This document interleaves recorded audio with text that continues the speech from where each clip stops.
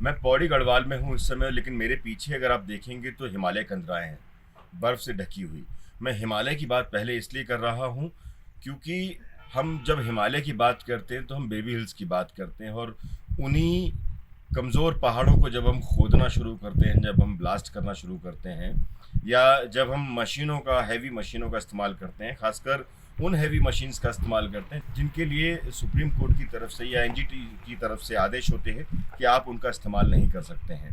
जाहिर बात है कि एनजीटी या सुप्रीम कोर्ट अगर किसी चीज़ के बारे में बात करती है या किसी चीज़ पर प्रतिबंध लगाती है तो वो कुछ सोच कर ही लगाती होगी। आज 13 दिन बीत चुके हैं उन 41 मजदूरों को जो एक गुफा में, एक सुरंग में फंसे हुए हैं। याद कीजिए, दिवाली वाले दिन एक सुरंग के धंसने से 41 मजदूरों, माफ़ कीजिएगा, पहले ये 40 मजदूरों की खबर आई थी क्योंकि सरकार को ही नहीं पता था। उसके बाद धीरे धीरे जब दिन बीतते गए तो पता चला कि वहाँ पे 40 नहीं, वहाँ 41 मजदूर कैद हैं। कैद इसलिए कहूँगा क्योंकि एक अंधेरी सुरंग के अंदर वो 41 मजदूर 13 दिन से जिंदगी और मौत से जूझ रहे हैं। अपने आप को हम विश्व गुरु कहते हैं, लेकिन क्या विश्व गुरु कहलाने लायक हम हैं? क्योंकि 13 दिन हो गए हैं और आज तक हम अपने उन 41 मजदूरों को बाहर नहीं निकाल पाए। भले वो मजदूर अलग अलग प्रदेशों के हों, लेकिन उत्तराखंड में काम कर रहे उन मजदूरों की जिम्मेदारी पूरी तरह से उत्तराखंड सरकार की हो जाती है और भारत सरकार की हो जाती है। ना मणिपुर पे कोई ट्वीट देखा और ना ही उत्तराखंड के सिलक्यारा वाली घटना पर कोई ट्वीट देखा। हाँ, ये अलग बात है कि अलग अलग देशों के राष्ट्रपति, प्रधानमंत्री को लेकर कई ट्वीट किए गए हमारे विश्व गुरु के माध्यम से। लेकिन ज़रा सोचिए, दिवाली वाले दिन ये घटना होती है और ठीक उसी दिन अलग अलग तरह के कार्यक्रम होते हैं। दिवाली पूजन होता है, दिवाली मिलन होता है, और उसके अगले दिन मुख्यमंत्री पुष्कर सिंह धामी को वक्त मिल पाता है उस टनल वाले स्पॉट पर पहुंचने के लिए। हमने सोचा था कि उसके बाद लगातार मुख्यमंत्री वहां पर कैंप करेंगे और वहां जो मजदूर फंसे हुए हैं उनको निकालने के लिए जी तोड़ मेहनत करते हुए उन विभिन्न विभागों के साथ खुद भी लग जाएंगे, लेकिन ऐसा हुआ नहीं। आखिरकार जनरल वीके सिंह वहां पहुंचते हैं, उनके साथ भी डीजीपी अशोक कुमार वहां पहुंचते हैं, तब भी मुख्यमंत्री पुष्कर सिंह धामी मौके पर नहीं पहुंचते हैं। कुछ समय के बाद मुख्यमंत्री पुष्कर सिंह धामी वहां पहुंचते तो जरूर हैं, लेकिन उस बात को 1 हफ्ता बीत चुका होता है। अब फिलहाल मुख्यमंत्री पुष्कर सिंह धामी ने 2 दिन से उत्तरकाशी में कैंप किया हुआ है। कोशिश यही है, चाहे वो सरकार की हो, प्रदेश सरकार की हो या फिर भारत सरकार की हो, कि जल्दी से जल्दी वो 41 मजदूर उस सुरंग से बाहर निकल सकें।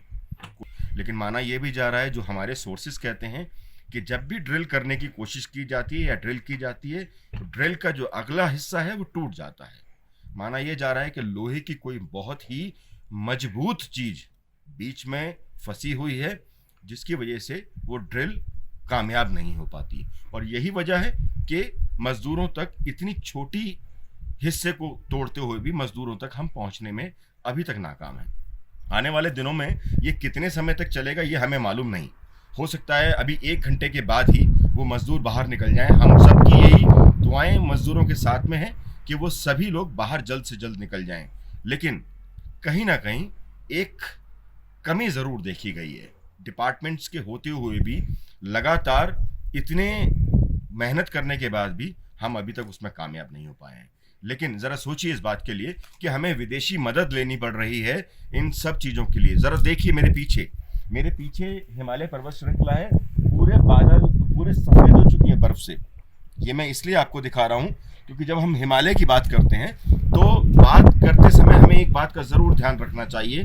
अलग अलग साइंटिस्ट, अलग अलग जो भूगर्भ शास्त्री हैं, वो ये बताते हैं कि हिमालय के पहाड़ नए हैं।